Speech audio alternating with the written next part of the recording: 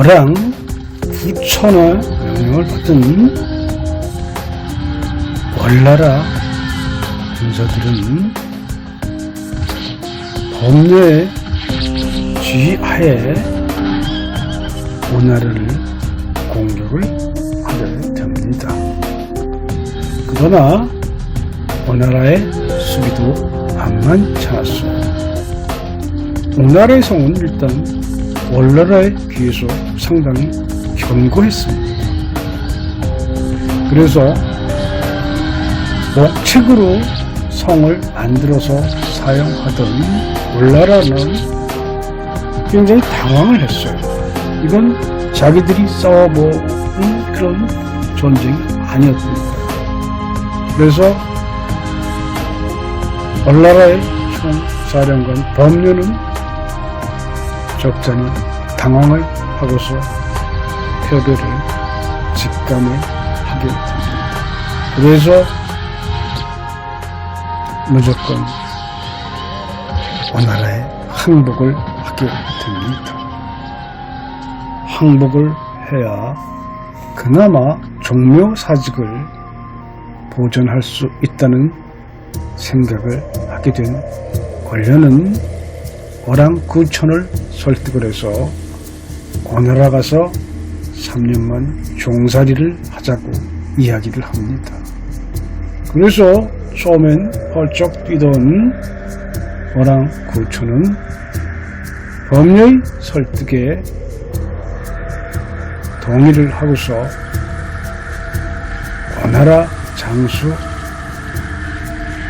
오자서의 제안대로 오나라에 끌려가서 3년 동안 종살이를 하기로 약속을 하게 됩니다.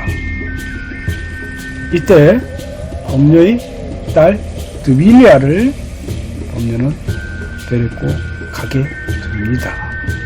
드빌리아는 범녀의 외동 딸이었으니까요. 그래서 오나라로 떠나는 이들의 행렬은 상당히 공공했어요.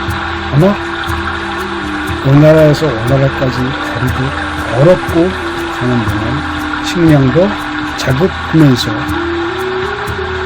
오나라까지 가야 했습니다. 그래서 범녀는 낮에는 산에 가서 사냥을 해서 식량을 충당하고 강가에 가서는 물고기를 잡으며 오나라 땅으로 향해서 나아갔습니다. 이들의 고생은 이루 말할 수가 없었지요. 드디어 오나라 땅에 도착을 했습니다.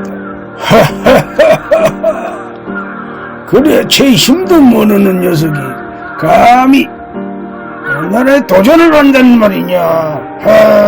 고염지고 오자서 저들을 어떻게 처리하는 게 좋겠느냐.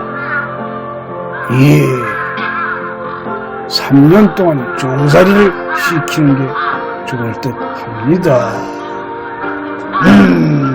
그래. 그때 오나라의 왕은 함녀였어요. 함녀도 만만찮은 인물이었습니다.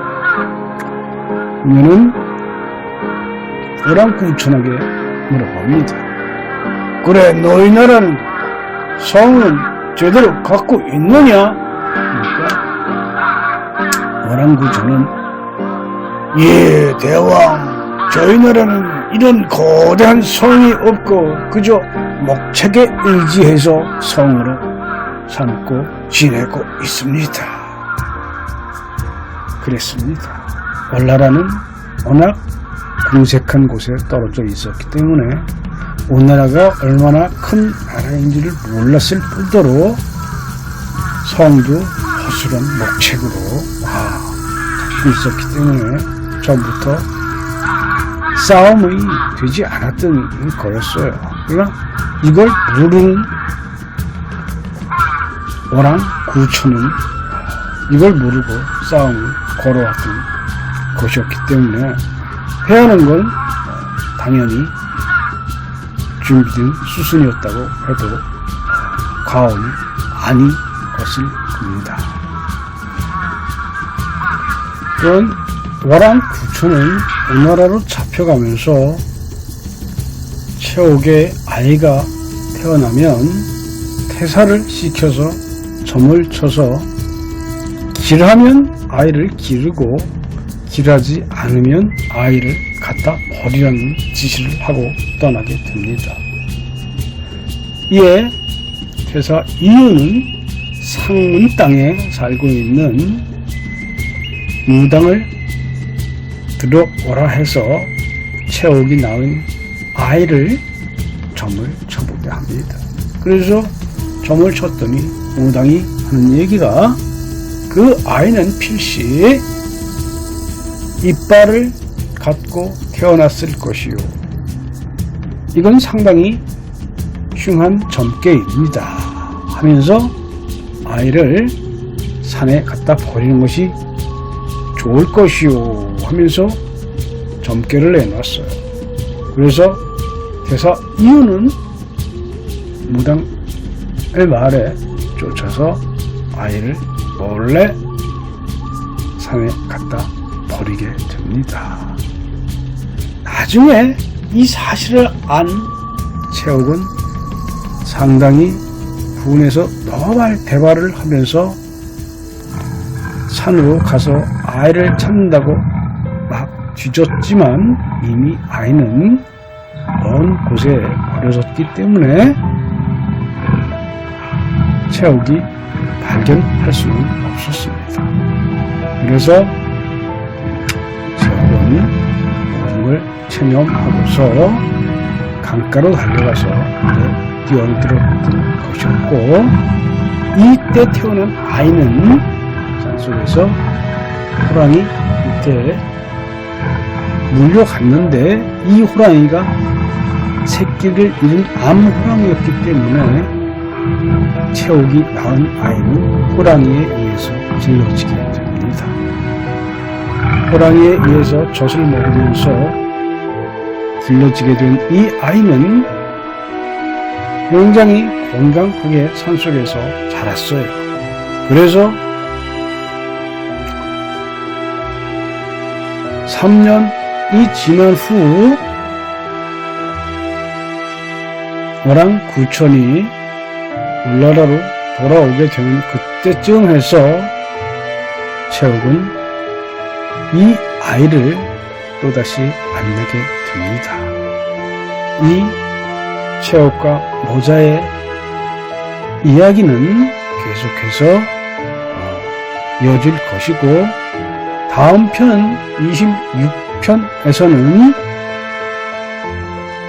와랑 구천이 오나라에 잡혀가서 종살이를 하는 과정을 말씀을 계속해서 드려볼 작정입니다. 그러니까 독자 여러분께서는 구독과 좋아요를 눌러주시는 것도 잊지 마시고 틀림없이 눌러줄 것으로 기대를 하면서 이번 26화는 여기까지 말씀을 드리고, 이어지는 이야기는 27화에서 계속 말씀을 드려보겠습니다. 여러분 감사합니다.